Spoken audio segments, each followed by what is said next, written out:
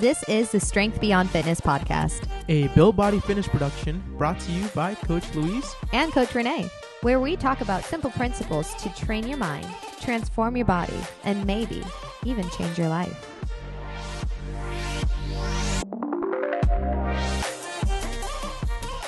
All right. Hey, good morning. Good morning. Hi. How are you? I'm so good. How'd you sleep? Crazy like a dad. No, actually, I did not sleep. I think you slept like a mom, actually. I slept awful. Malia she was really needy last night, so I slept in her room, in her floor, with her on my chest, and then I think it was like there's a few times I tried putting her in her bed, and she would cry like crazy, and then I put her back on my chest until that one time that I was like, please just stay in your bed. I'm gonna let her cry, and then she woke you up. It's okay. You can call me out. You can say that I snored yesterday. Yeah. Which, how often do I snore? You don't. You do it if you're really tired, and I know you were really tired because you woke up at 3 a.m. that day. So you had been up since 3 a.m. So you were exhausted. It made sense. We got to switch sides for a little bit. Yeah. So I do appreciate you for doing that. Yeah, no problem. And you're surprisingly awake for someone who slept really terribly, but I definitely think it's good that we're doing the podcast now so that way you can sleep later. Exactly. And right now she's out. She's out cold, and we're hoping she stays out cold, and we're taking this Knock on time. wood. Yeah, we're taking this time to be able to just have a good chat. And so right now, as we are filming it, when it's actually going to be put out there is a completely different story. But as of right now, and next week, or no, in 2 weeks. In 2 weeks, it's going to be Christmas. So we're coming up on the holidays. I think that's next week. Yeah, next week is the 23rd. That's next Sunday. Yeah, next Sunday. So not this Sunday. Yeah, next Sunday, the following. That's where English gets confusing. Of like, does next Sunday mean the Sunday coming up or the next Sunday? It's the next. So today is Friday, by the way. Today's Friday. All right, we're doing this on a Friday, and yeah, so not this Sunday, but the following. It's Christmas, and which segues because as we approach the new year, one at the end of the year is when a lot of people do struggle to find that balance between I want to live in the moment, I want to enjoy the moment, but then they tend to overindulge. And then with a new year, new goals, new body, whatever that saying is that I don't absolutely love. It's a time of year where typically if you're a current gym goer, there's some that, I used to be in this group would kind of make fun of the new gym goers of like, oh, it's going to be busy again. Guess we're not going to show up, which by the way is not very nice. But there is the new motivation that kicks in at the beginning of the year. And so I found a history of diet trends that I wanted to talk about because as the new year comes up, for a fact, Google is going to be, working overtime with finding some very interesting fads that some people may try. Maybe you yourself have tried, and I'll just be honest, there may be a couple on this list where you might feel a little bit personally attacked. I know there's 2 on here where I was like, ooh. Well, we all know the fat diet, so like the top ones. So we know the top ones, and I'm gonna say I tried keto once before I was a trainer. Of course. Yeah, I tried it. And we're gonna get into that. Yeah, it was miserable. I hated it. I clearly remember a moment where went out with a group of friends, went out to eat some pizza, and like we went to a place where like it was known for the pizza. We're in Moab, and I remember I was like, dang, like I started this, like I'm not gonna be the one that like starts it and then breaks it, like the same week or something. So like I missed out on some bomb ass pizza, and now I look back, that's so sad. I know I got like some stupid meal that followed, the keto plan. And I look back and I'm like, man, I missed that moment. And like, if I wanted it again, I need to travel. I need to make a plan. And that, like, anyways, to me, it wasn't worth it. But I feel like I'm jumping. Gonna get into I was going to say, You're jumping the gun. I'm jumping the gun. I'm just like, ugh. So full disclosure, this isn't going to be like a super sciencey deep dive. I had originally planned to do that more with like the history of keto. And while I still intend on doing that, I figure keep it lighthearted just because we got to keep it lighthearted. We got to keep it simple. But so that being said, well, we'll be simple but spicy. Yeah. That being said, my what is it called? My resources are honestly, it's a Business Insider article called Popular Diets from the Past X Years. AZ Dietitians, History of Dieting in America, as well as Wikipedia. So like I said, this isn't super scientific. We're not really using research articles. This is mainly me kind of listing off a combination of two different listicles, and then we'll deep dive into something. Well, I love that because those are the things that people Google are going to find. So it's like, it's so relatable. Like, although it's not this in-depth research thing, this is what, if you go on Google and you want to learn more about something or you want to jump into it, like that's what they're gonna find. This is what you're gonna find. So Yeah. let's talk about it. Yeah, I love that. The first one on this list, and these are like well knowns. And starting off, I know like at least my mom is gonna recognize most of these. My gosh, I was literally just thinking of your mom. Like, I love my mom. Given the other weird thing with this listicle is sometimes they'll say, oh, this diet was popular here, but originally originated from there. So some of the years might be kind of off. We have our very first one on the list in 1963, which is Weight Watchers, which is still pretty big today. I didn't know that was in 1963. Right? And so Weight Watchers is, the best way to describe it is like a science-based point system. And the whole point of it was to create flexibility. So you would have certain foods that were around like X amount of points, some that were more, some that were less. And then they've had it around long enough to where I know you can like go to Wendy's and you can technically find something within Weight Watchers. And I know people that have found success on it. And I think really the simplest way of putting it is it honestly puts you in a calorie deficit. That's going to be the biggest thing we're going to notice from here. But Weight Watchers was back in the 60s, which was really impressive. If we had a trivia and like when did Weight Watchers start? The 60s, 80s, 90s, early 2000s. I would have thought it was like either late 80s or 90s. That's honestly what I thought too. So I was like, oh, well, I mean, go you guys for lasting as long as you have. Right. 1971, the grapefruit diet. Oh my gosh. Did you just have like full on flashback too? Sorry, I'm throwing my mom and my sister in the bus. We love you. Can I talk about my sass with the grapefruit diet? I mean, that's the whole point of this. Okay, no, you tell me about it, and I want to see like if like what I say goes with the grapefruit diet. So the idea of the grapefruit diet is that apparently you're supposed to eat it with each and every meal, and there's a certain enzyme in there that is supposed to be fat burning.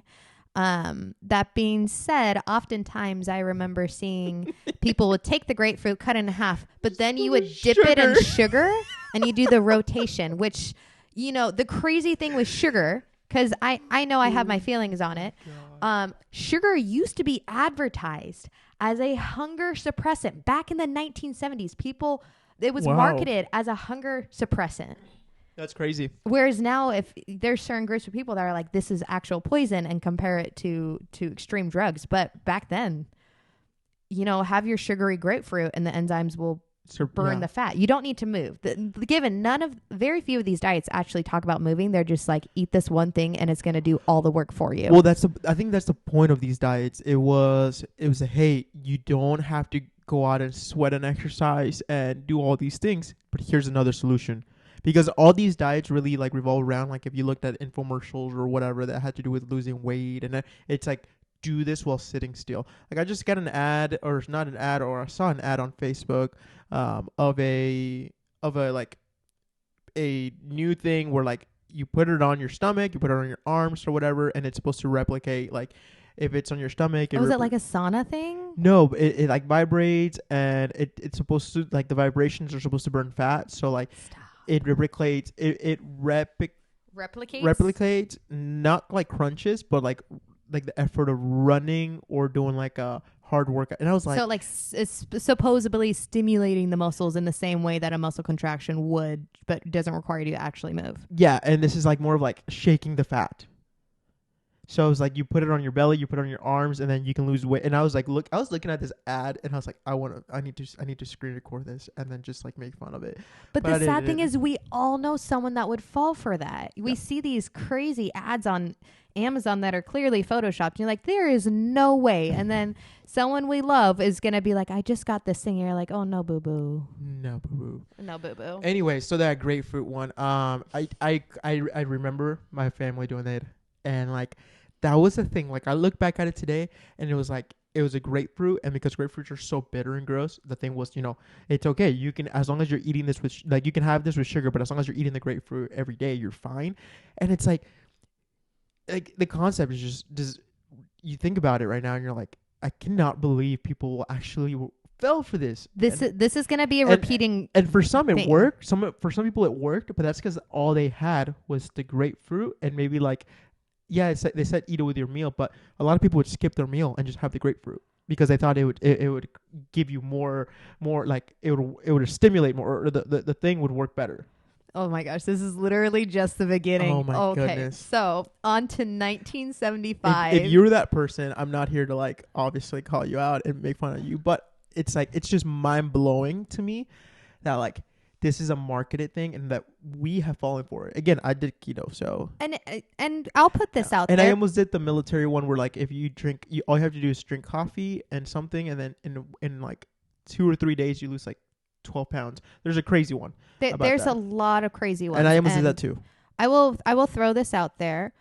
One, I don't want to use this as like we're making fun of you and you need to beat yourself up. This is just talking about how, one, there's certain trends you're going to notice throughout each and every one of these diets, but two, like, do the best you can with the education you have. Like, you cannot beat yourself up over stuff you didn't know in the moment. So right. I will fully admit there's a couple on here where I fell for them because, one, marketing was clever and it preyed on a vulnerability. And that's where, I guess, quick little soapbox moment, where I struggle with the diet industry because it is very marketable. It's a very vulnerable group of, I just want to feel good in my skin. And I think it's marketed a lot towards females. And then obviously, I don't know. Well, it used to be, but now, like, I know we just talked about Liver King, but Liver King is a perfect example of, a lot of people have these insecurities. And if you're told, like, you just need to do X amount, like, okay, I'll do it. And especially if it's quick, why not try it? Like, I understand it, and it just makes me mad that people are preyed on this way. Yeah. But I'm gonna push this along a little bit because this is literally. Oh my goodness! I have 3 pages of notes right now, so I'm gonna move this along. Yeah. In 1975, there was the cookie diet, which was you snack on a low-calorie cookie that, quote, had a hunger control formula, and this ends up making a comeback back in 2009. Then in 1977, this is one I have a memory of, is the Slim Fast diet. So this ended up getting a lot bigger within the 90s. I remember having these growing up. The drink. That red, it was like a red. I think so. Yeah.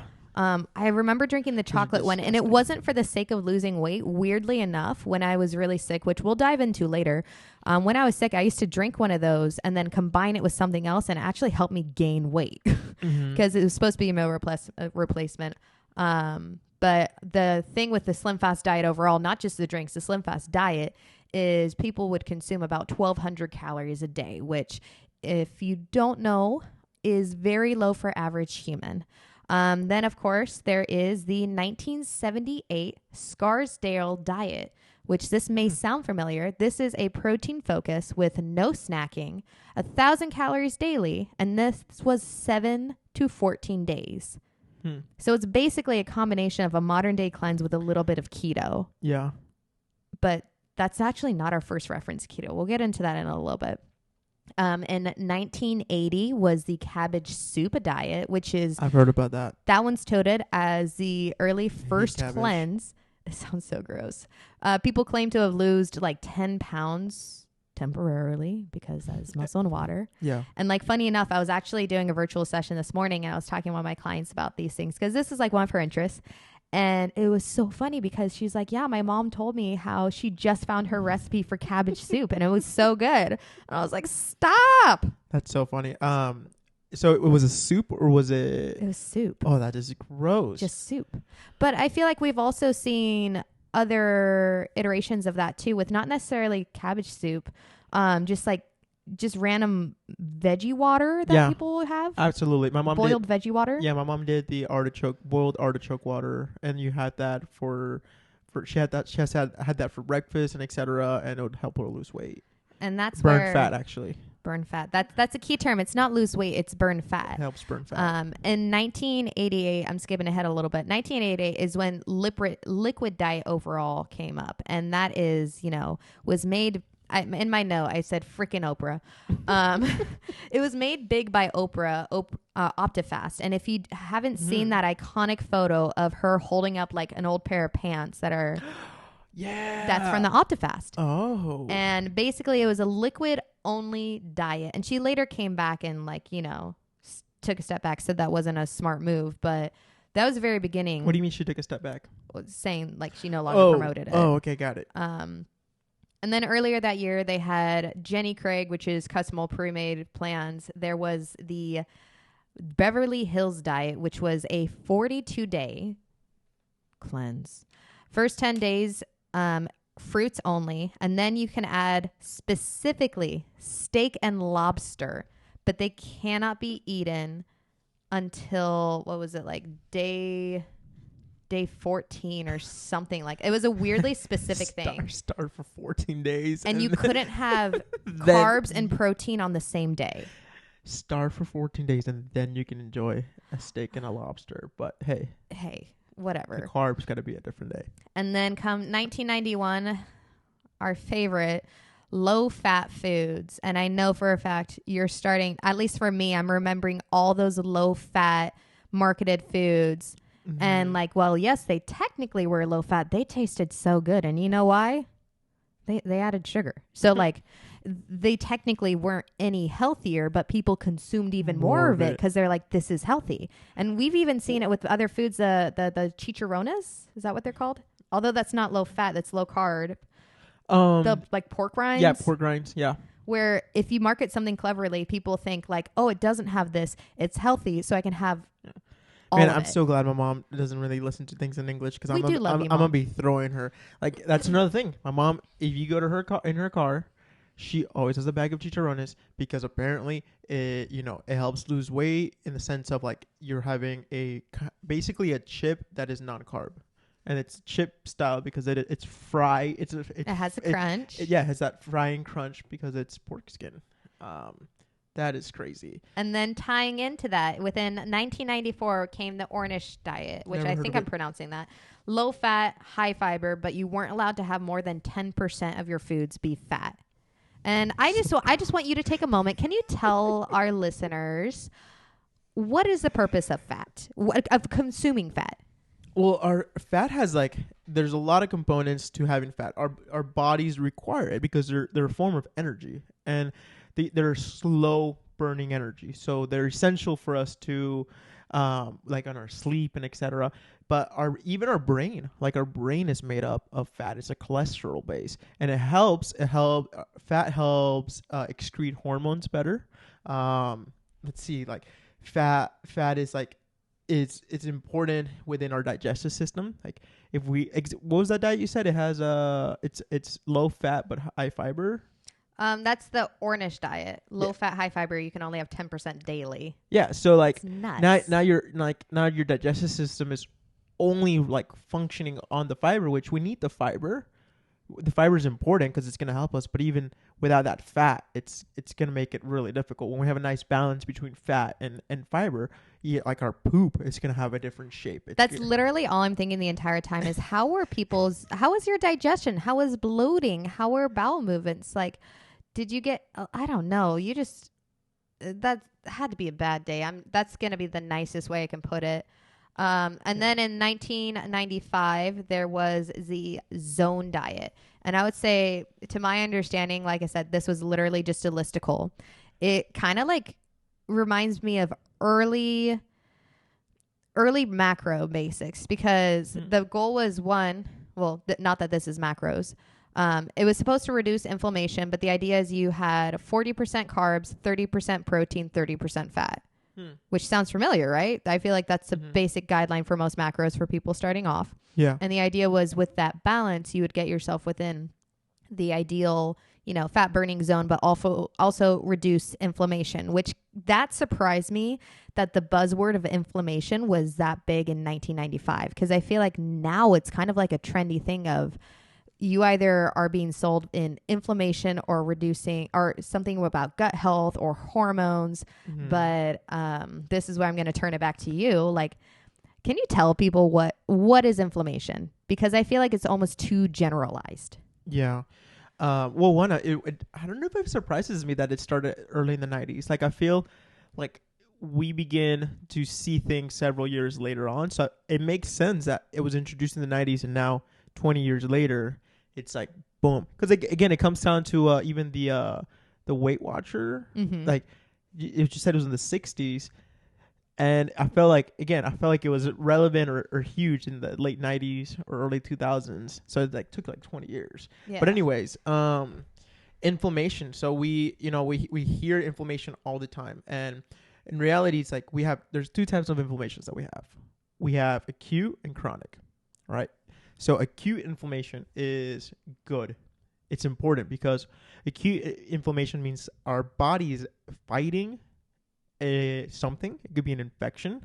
It could be a sprain. It could be it's fighting. It's working. It sent out its white blood cells to a certain area to heal, basically. So, for example, if I cut myself, I'm gonna have an inflammation where my cut's at, and it's good, and I recognize it, and I know that I have redness around there. I know I have swelling. I know I have all those all those visual things, and that if it's healing, if I'm healing, then things are working properly.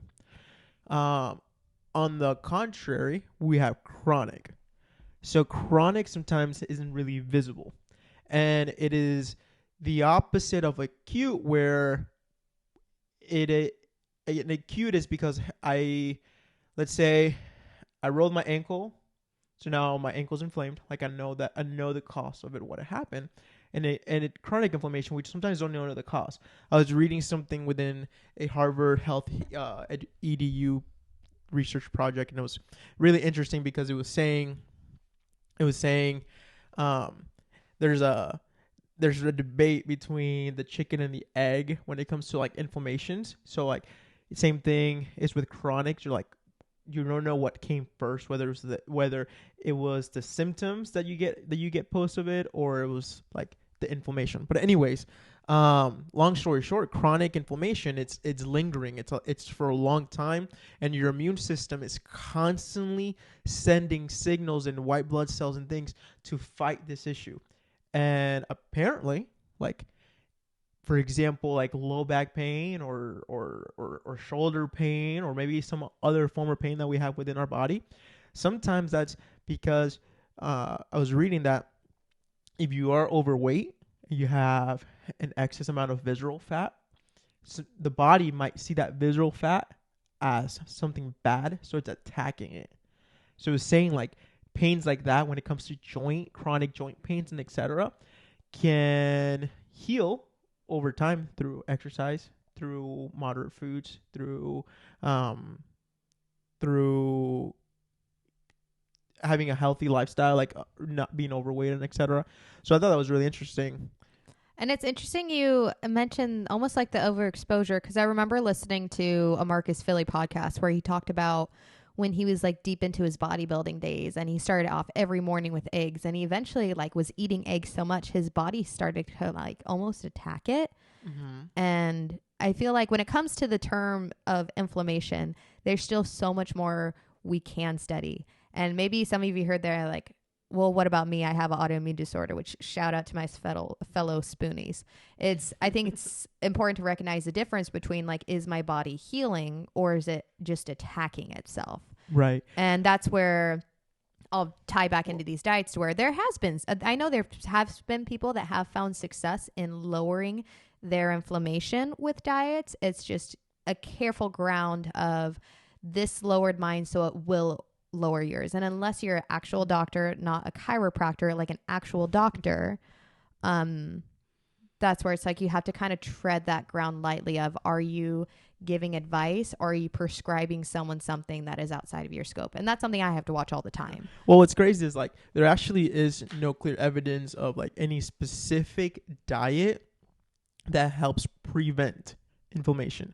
Like there are foods that we know and we can recognize that either promote or inhibit inflammations. So there's foods, and we also know that there are forms of eating. So you can say, like, I guess if your diet, not a specific diet, but if your diet is everywhere, it's not good. It's bad. So we just call that a bad eating habit. Mm-hmm. We know that that those things can promote inflammation because there's an excess of all these things that we don't need, but there isn't a research that really tells us, hey, this diet here specific will prevent it. It's not there. It's just by people's experience, basically. And here's the important thing when it comes to research too, that sometimes people forget is it's not just like a one and done type of thing. One and done is like, it's a great start, but you almost have to retest it over and over again. Mm-hmm. And I took a class back when I was at ASU where we were learning how to break down studies and stuff.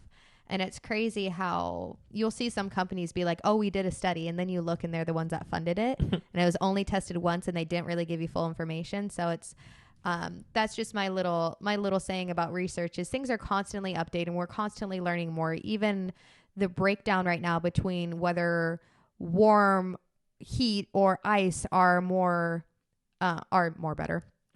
better at helping with recovery. There's always updating information too. Yeah. Or like the whole currently there's a new I'm gonna call it a phase where they're trying to say like, oh, ice, like doing the or rice is where like you. That's what I mean. Yeah. So rice is now kind of being debunked a little bit, but there's some people that still hold on to it. Yeah.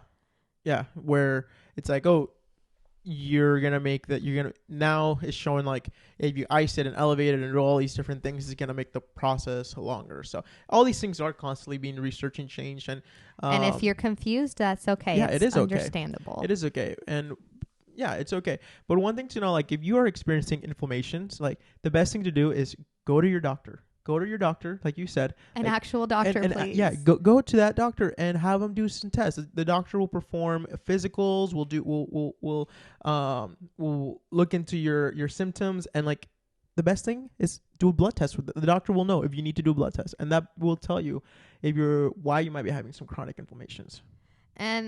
And I will throw this out there too. Like you may have to advocate a little bit for yourself if you have a gut feeling, which that's a topic in its own. But at the very least, I would say start with your doctor so you can at least get clarity of mind of, hey, maybe it's not this. We can redirect it. And if you can't afford a doctor, then start with the simple things. Which is exercise, move, and better your food habits. I'm going to push this along a little bit because there's a lot of us. There's a lot of these. The next one in 1996 is the blood type diet, which is something both of us have tried. Both of us have done. Yep. And I kind of believe in it.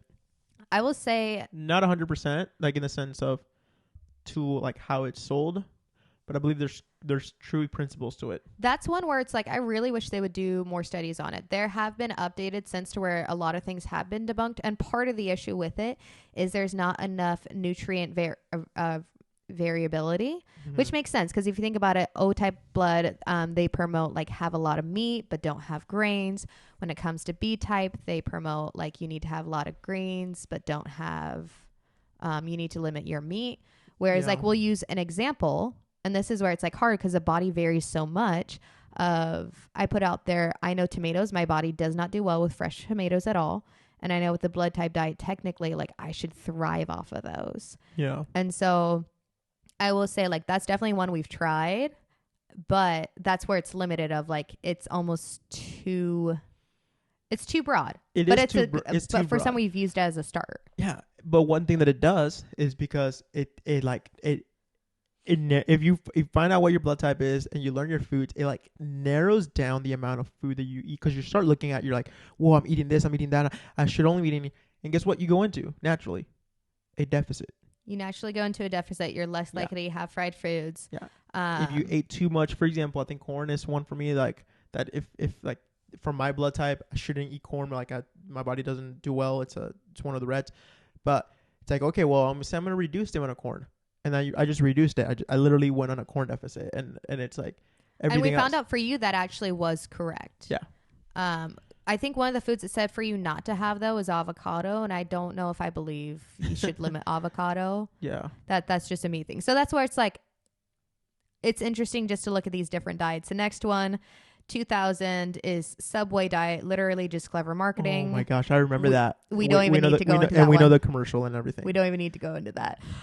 2003 is the Atkins diet. So the concept was originally, and apparently the 1960s, it became mainstream in 03. High fat, low carb, but you're supposed to have less than 20 grams of carbs a day. daily, which is crazy because if you consider, like, just so you guys know, fruits and veggies count as a carb. Yeah. I just need that to be thrown out there. Well, like 20 grams of carbs is like one slice of bread. And even that's pushing it. One slice of bread has probably about 26 grams of carbs. And we'll dive deeper into all that keto stuff in a little bit, but I think that's the popular one still though right now, the Atkins. It is, and I feel hear like about it really often. Atkins, and then it kind of gets into this blurry area of keto versus carnivore, and like I said, that I want it to be in a podcast in itself. Then in 2003, it's a South Beach diet. So this was supposed to be like the fix to Atkins, which was high protein, but then low carb. So instead of having too much fat, it was having more protein. But as you know, as someone who has done macros, it is really hard to find a balance between like taking in a lot of protein, but not having too much fat, but also then not supplementing all your protein. Yeah. Like, no, if things like that require such a lean meat, and trust me, you start eating that lean, it's the rough. worst.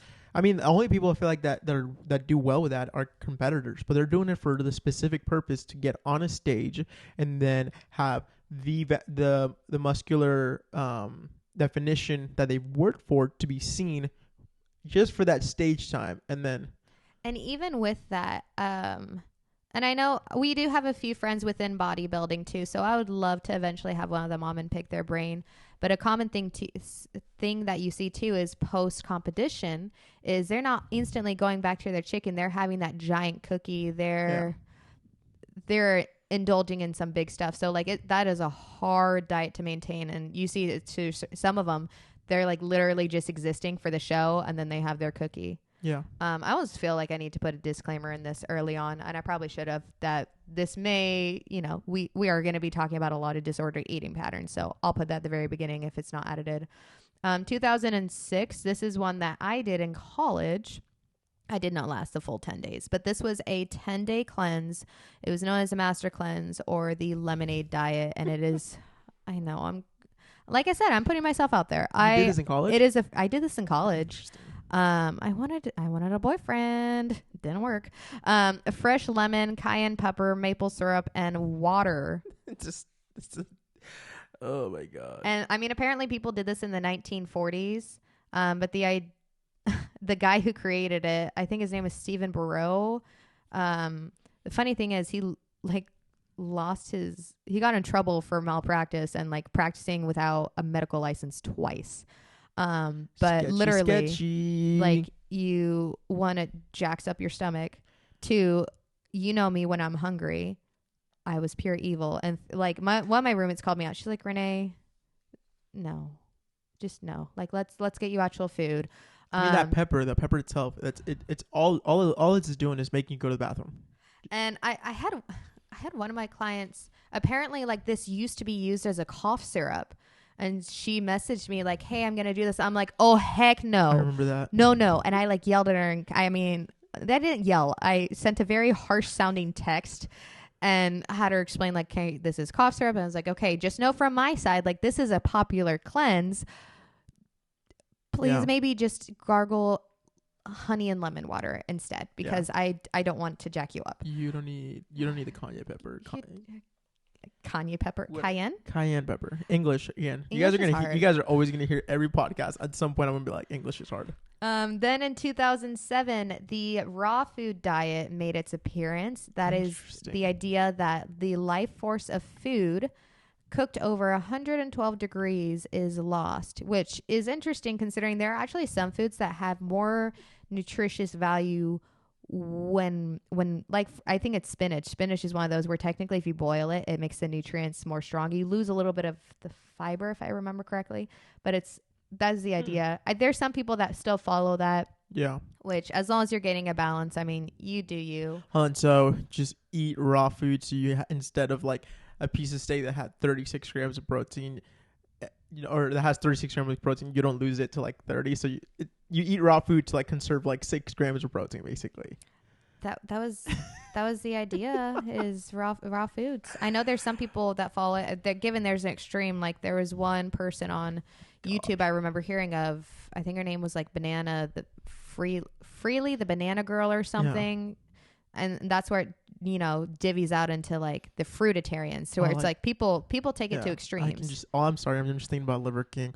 Why have a roll where you can just have raw testicles?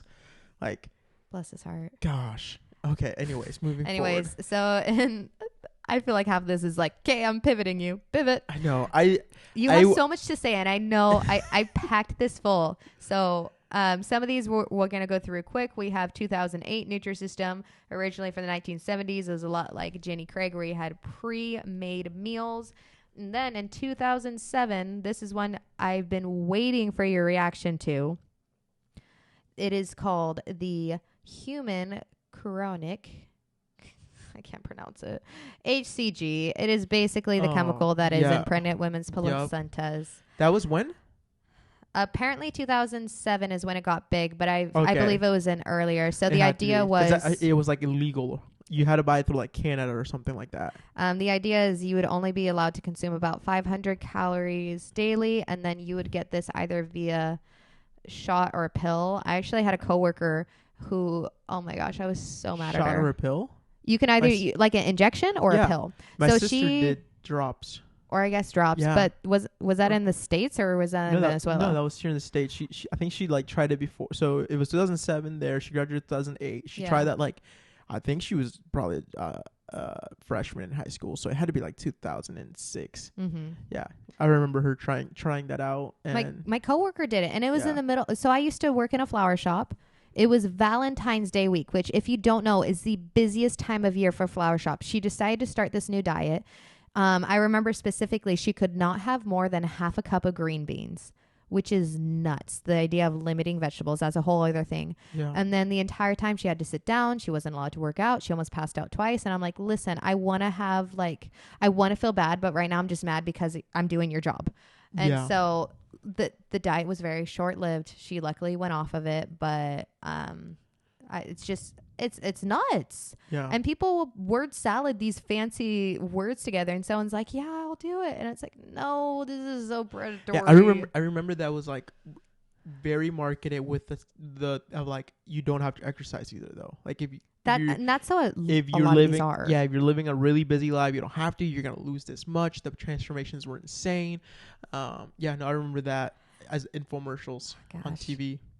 And then in the 2000s, so we're talking 2009, there was a Special K diet, which is literally just marketing. They took a step back later on, saying like, actually, you need to eat more food, because they were saying Special K, like the cereal. Like the cereal. They said if you replace your breakfast and lunch with a meal and a bar, then you're going to lose weight. And it's like, yeah, you are, because you're under eating. Yeah. I think it was like 2011 they came back on it. 2010 was the apple cider vinegar diet, where you have a shot every single morning. It's supposed to help with digestion and hunger. It originally was, and was it 1940s, I think. But then it went mainstream in 2010. And although there has been like some studies saying that it may help, I can't remember exactly what it said. It may help benefit, not necessarily like your digestion, but it can help with your heart rate or something. I don't want to lie on here. Yeah. And we all know that brand. I'm not going to say the name because I don't know sure how much you can get in trouble. We know that brand that has gummies of... You liked those gummies. Yeah, I did like them. And the thing is, like, I know that apple cider vinegar does have other health benefits. It does. I wish I remembered them right now. Yeah. I mean, it has a bunch of things that will help your immune system. So vitamin C and etc. But really, the big marketing for that was also to lose weight. I bought them not for that reason. I feel like I bought them because I needed energy, but I was already cut. I think I was at 13% body fat, so I didn't need them for that. But you go on the website, and that was like the biggest thing. Well, I called out a client who had gotten this multivitamin that had apple cider in it, and I called her. I was like, okay, I want to know why you bought these. Oh, because they taste good. Like, if you want them, if you're buying them for bloat reduction, I want you to at least own it. Yeah, that's the biggest thing. And then that way we can study it together and we can see, is it actually helping? But yeah, then then in 2010 there was also the baby food diet, which all I wrote there was where is the fiber, where is the protein? 2010 was the Duke diet, which is kind of a precursor to intuitive eating, basically like listening to your body's cues. So it's like, okay, we're starting to get somewhere. Wait, why don't we talk about this more? Like, hello. Because I didn't take that no, many notes on it. No, I don't mean like you. I mean like, why isn't this? That sounds like something like educative. Right. Yeah. But that's not sellable. That's true. So that literally this boring. It's boring. We will talk about intuitive eating. Don't you even worry. This podcast will be sellable. 2012 is juicing, which I thought was earlier, but you know, Same. A lot of companies actually use this as like, one, juicing is great. Like, yeah, get your veggies and get more of your stuff. And we do have the issue of not as much fiber, but then some people use it as a push for detoxes. Yeah. And that's celery juicing. Celery carrot. juicing. And like this is my personal stance. If you like the taste of it, awesome. But if you truly believe that your liver needs a detox, then maybe go get it checked. Because if you think your liver and kidneys need a detox, drink water. Mm-hmm. If you think you do have more of an extreme case, like please go see a licensed professional to get that checked, because you know, otherwise you're just paying for really fancy pee. But if you like the flavor, you do you, boo. Yeah. 2013 was the gluten-free, which is an awesome option for those who are celiac, but it's not for everyone. So this was the same thing. People saw gluten-free and they assumed it was healthier. And then next thing you know, you have a whole pack of gluten-free Oreos. Sounds about right. Like I remember having kids in my class that like, it was like a brand new thing and you're like, oh, they're gluten-free. They can't have this and etc. And now it's like everyone. I almost feel bad for people that are actually celiac that can't consume gluten, because people won't take them as seriously. And then you have cross-contamination. So this by no means is an attack if you legit need to be gluten-free. Like, I'm sorry, but also I'm happy that you have really good options now. That's true. That is true. There are incredible options. This is a time to be gluten-free and lactose intolerant. Well, the wild thing is like now, before, something that was made out of corn didn't tell you that it was gluten-free, which is like a duh. Like if it's made out of corn, there's no gluten in it. And now it's like everything will tell you. Everything says gluten-free, even if it's like, duh, why would that have gluten? I think like Jell-O. Well, yeah. Something like that is like, well, of course. Gluten-free Jell-O. Gluten-free water. Yeah. There probably is one. But yeah, it's crazy. Then in 2014 was when paleo diet became big. This is also known as a caveman diet. This is a common one for autoimmune disorders. Yeah. This is actually one that I have done in the past. The only thing that I think is kind of strange is it tells you to not have any legumes. My personal belief with this one is basically the goal is whole. So that way it's like you're having a lot less foods that are overly processed, because technically processing a food, literally you cut it in half, that it counts as processing. So you have less processed foods, you're having more fruits, more veggies, more grains. Like it is a lot easier for the body. So this one, I do like the paleo diet as long as you do it responsibly. I had a good friend that did it, and he's I feel like he's like stuck through it. Like that's just if you can stick through it. He's just like learned to eat like that. It's brought some really good awareness. Then in 2015, this will be familiar, is the Whole30. OG was originally in 2009. No sugar added, no alcohol, no grains, legumes, no dairy, no additives for just 30 days. That's all. I've heard some people find success with it during the 30 days, but they have a hard time maintaining it after. And something people often don't talk about when it comes to these challenges is that's great you're able to maintain the 30 days or the 75, but how do you break it? Yeah. Not only that, it's like if you've been living, 10, 5, whatever many years without a like an understanding of how foods work and etc., and you just go do that and you're like, hey, I lost weight, and you go back to your old habits, you didn't do anything. You actually probably even made things worse, because now your poor body's like, what is happening? Yeah, like your gut and everything, it changes. So now it receives all that food back again, and you might actually feel worse. Yeah, you might have feel worse. You be constipated or just have diarrhea, and it's just not good. Not good for you. 2016 Goop detox. I wrote Goop, Never as in Gwyneth Paltrow. I have personal feelings against you, Gwyneth Paltrow. No, okay. So I don't even know who that is. she was an Iron Man. She's Pepper. Oh. But every year she comes out with this like cleanse that it's a 5-day cleanse. And like I was reading the one this year, and I mean, in it, there's some truth to it. So like no caffeine, no alcohol, which, you know, I will say there are benefits to that. Mm-hmm. But then it goes on: no dairy, no shellfish, no soy, no refined sugar, no white rice or eggs. And when I was looking at her group of food that she recommended, it was kelp noodles. There's who knew chocolate. I can't even read my own writing. White mulberries and frozen coconut meat. I mean, there's some regular stuff, but it was like, that's an expensive diet. Yeah. I know we're like, there's so much, but I think celebrity diets are wild because somehow celebrities to prep for a movie, etc., obviously go through a diet, but then they sell that diet on magazines and everybody's like, they sell the diet or the workout. Yeah, Who did not look up Chris a Jennifer Aniston leg workout or Chris Hemsworth Thor workout? Yeah. It's a thing. Then, and this also surprised me too. So in 2018, intermittent fasting became big. So I was like, okay. Really? Yeah. 18? 2018. Dang, I jumped on it right on time. No, sweetie, that's just called skipping meals. I'm just kidding. But before any of this came out, there was the very first diet found. Very first one is in 1986. I called this the OG keto. And this was, oh shoot, I didn't even write his name. So this guy decided to write a manifesto. He used to work as a funeral director. His name is William Banting. And he wrote a letter to the public called Letter on Corpulence. And I read this yesterday, y'all. It was a ball. The very first line, it says, "Of all the parasites that affect humanity, I do not know of, nor can I imagine any more distressing than that of obesity." Wow, what a start. He goes on to say, "I'm desirous of circulating my humble knowledge and experience for the benefit of my fellow man, with earnest hope that it may lead to the same comfort and happiness I now feel in my extraordinary change."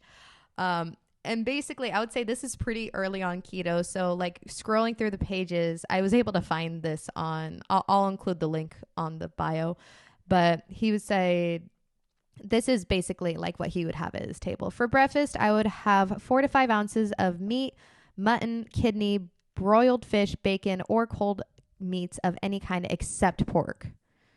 But he had bacon. Anyways, a large cup of tea without milk or sugar, a little biscuit, or 1 ounce of dry toast. For dinner, 5 or 6 ounces of any fish except for salmon, any meat except for pork, any vegetable except for potato, 1 ounce of dry toast, fruit of pudding, or any kind of poultry or game, and then 2 to 3 glasses of good Charlet, sherry, or Madeira, champagne, port, or beer forbidden. For tea, 2 to 3 ounces of fruit, a rusk or 2, a cup of tea without milk or sugar. For supper, 3 or 4 ounces of meat or fish similar to dinner, with a glass or 2 of Charlet. For a nightcap, if required, a tumbler of grog, gin, whiskey, or brandy without sugar, and a glass or 2 of Charlet or sherry. Everything has a restriction except the alcohol. That's what literally, and I feel like both of us thought of people of who definitely eat this way of, I got my meat, I got some fruit, and I got my alcohol, because do not make me cut out my alcohol. Yeah. And I will give this man credit because he later goes on to say, like, go talk to your doctor. I literally have no experience in this other than my own. So, like, please talk to your physician. So, like, William Banting, thank you for putting that disclaimer out there. But, you know, go him. That was the very first. That was, like, literally, I feel like the inspiration for keto. Wow, that's crazy. Well, and we know that keto, the inspiration or it came about because of a medical issue for epilepsy. Mm-hmm.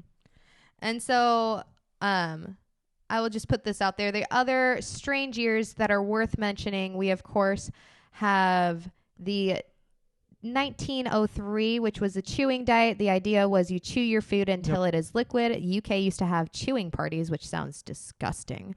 In 1920, the cigarette diet, which was their slogan, reach out for a lucky instead of a sweet. It made a resurgence back in 2011. And back in 2011, they discovered appetite suppressants were Yeah, I was added gonna say that. amphetamine, nitrous oxide, which, surprise, cigarettes have additives. If you're shocked by that, my dear. And then, yeah, so I just want to close this out by saying, if you have been confused when it comes to nutrition, it's completely understandable. Like, it has been super messy, super all over the place. So these are our basic principles that we live by to keep nutrition simple. And I will put out there, I firmly believe if you follow these basic principles, you will find success. And so if you find that you're constantly going into a binge, if you're finding a diet that is really hard, I will put out there, if you said you found success one time on keto, but you can't get back onto it, are you actually finding success upon it? Right. So these are basic principles that we like to stick to. One is just keeping to balanced whole meals. So limiting the amount of overly processed foods. The goal is whole. So if you're able to make things homemade, that is awesome. Otherwise, you just try to make sure you go for grilled, that type of stuff.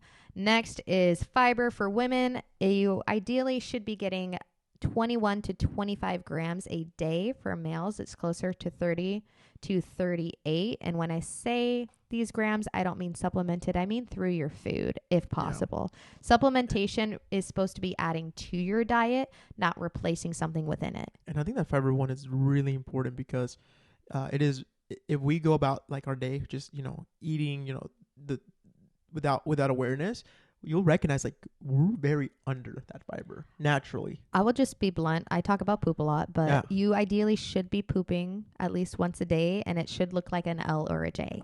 I think people should be pooping twice, but minimum. Yeah. Next is prioritizing protein. This is another thing, ideally not supplemented, whatever your source protein is. Something I tell clients is typically try to aim for like a palm size. Next is having two servings of fruits and vegetables. Go for that fibrous, but if you only have time for a smoothie, go for a smoothie. Disclaimer, when you go to Jamba Juice, she does taste delicious, but there's a lot of sherbets. It's not necessarily fruit that you're getting. Yeah, so make your own homemade smoothie. And I think that's how we I'm a smoothie drinker. Yeah, we have all our fruit through smoothies. Drink your water. Drink your water. Drink your water. You should be drinking more water. And yes, Diet Coke is delicious and we love our energy drinks, but you should be reaching for the water first and foremost. Because like I said, that is one of the best detoxes you can have. Not for the source of a detox. It just helps your body run. You're 75% water. If you're dehydrated, maybe you're only 71% right now, but drink your water. 2 is making time to exercise, move in a way that makes you feel good, makes you feel strong. And then whatever you do, I just want you guys to focus on creating a meal plan that you can do long term. Stop with the detoxes, even though I just made a joke about water being a detox. Stop with the detoxes. Stop with the challenges. Like, if you feel like it is easy to maintain and makes you feel good, that's the goal you should be striving for. If this is something where it's like you're dreading it by day 30, then it might be time to reevaluate. Like, is this really what's best for me? How crazy did you jump into this change? And again, that's why I say, like, make it simple. Sometimes people overcomplicate it and they're like, hey, I need to cycle my proteins. I had chicken 2 days in a row. I need to do something else. Like, no, like, do what you can. Just focus on those habits that you are consuming your protein, you are having fibers, that you're being aware of your meals. Like, if you have the same smoothie every single day, that's better than saying, I just had that same smoothie, I need to switch it up, and etc. And now you're like, I'm tired of it, so you're gonna skip it, and then you end up skipping it 3, 4, 5 days in a row, and you just overcomplicated everything. Keep it simple. Keep it simple. If it works within your budget, it works within your time frame. That's what we want, is to make nutrition more approachable, less intimidating. But that was awesome. I really did enjoy this. I think this was crazy, and I want to just dive deep into every single one that you that you had there. But well, actually, I'm going to put this out there. I want you guys to give us feedback. Message us on the Build Body Instagram page of the diet that you want us to talk more about, us to dive deeper into. I know I mentioned keto, but I want you guys to be active part of our community. Taquitos. It really took everything in me not to dive deeper. But you guys, I hope you have a beautiful day. Thank you. Stay golden.